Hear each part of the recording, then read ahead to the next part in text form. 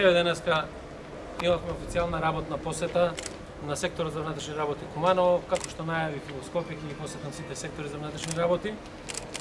Заради тоа што предстои период кој што е сензитивен, во кој што период треба да одговориме на задачата да се сочува мирот и безбедноста во Република Македонија, да обезбедиме фер услови за демократски избори, граѓаните да може да ја донесат одлуката. Денеска со колегите поразговаравме за одредени проблеми кои што постојат на подрачјето на секторот за внатрешни работи, ме информираа за безбедносната состојба во Куманово.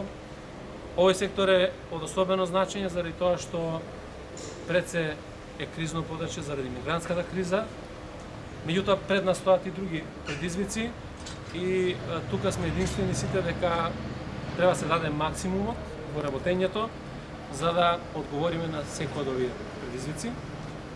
Овде е еден од секторите ретко во кој што функционира позорната служба, иако на многу малку реони, и за тоа разговаравме, разменивме искуства како и на кој начин да се подобри тој сегмент, а ќе се подобри со повеќе луѓе, полицајци кои што се потребни во сите сектори за внатрешни работи во Република Македонија и на тој начин успешно да можат да функционираат сите служби.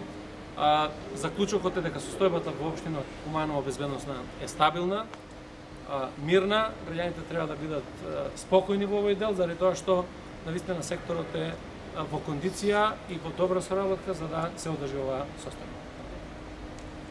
Прашање на Како ги коментирате на гостите дека во Куманово не има време да бидат Во Куманово нема двојно раководство, како што нема во ниту еден од секторите за внатрешни работи, ниту во Министерството за внатрешни работи. Постои закон за измени на Законот за влада, во кој што се дефинирани односите помеѓу началникот и помеѓу дополнителниот заменик началник.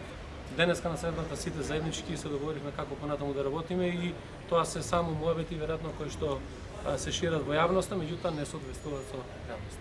Се уште би трае прекрасно за какво кривично дело се работи? За тоа какво кривично дело се работи, што се работело воопшто на МИТ универзитетот, ќе се обратите до основното јавно обвинителство, бидејќи основното јавно обвинителство во Скопје ги води сите овие целата оваа постапка. Од нас беше само побарана асистенција, инаку претресот е завршен вчера околу 20 часот. Со кои проблеми ја се среќава секторот за внатрешни работи, но што би се пожелали на Секторот за внатрешни работи генерално се соочува со истите проблеми што се соочува генерално Министерство за внатрешни работи. Треба повеќе луѓе за полицајци, заради тоа што подполнетоста не е на завидно ниво. Потребни се материјално-технички средства и опрема. Дополнителен проблем е начинот на функционирањето на крим техниката, кој што беше истакнат како проблем овде и за кој што ќе мора да се бара решение. Меѓутоа, генерално треба да се знае дека за да имаме добро Министерство за внатрешни работи, треба да државата одели повеќе пари. Господине министре, еве кажете дека безбедносната ситуација во Куманово е стабилна, каква е ситуацијата на Таданоци со оглед на тоа дека денеска на бугарско-турската граница се распоредени и Европолицијата, каква е ситуацијата кај нас? Во однос на миграцијата, мислите? Да, на мигрантите. Па видите, простот на миграција е нешто што е глобален проблем. Тоа не е проблем кој што зависи од Република Македонија, ниту решението ќе дојде само од Република Македонија. Затоа сме упатени на соработка и регионална и соработка на ниво на Европската унија, па и пошироко. Ние имаме многу помош од страна на Европската унија. Знаете дека на јужната и северната граница има прогласена кризна состојба. Во моментот западно-балканската рута не функционира, т.е. нема проток на мигранти. Имаме околу 200 лица во двата кампа од прилика, кои што се присутни.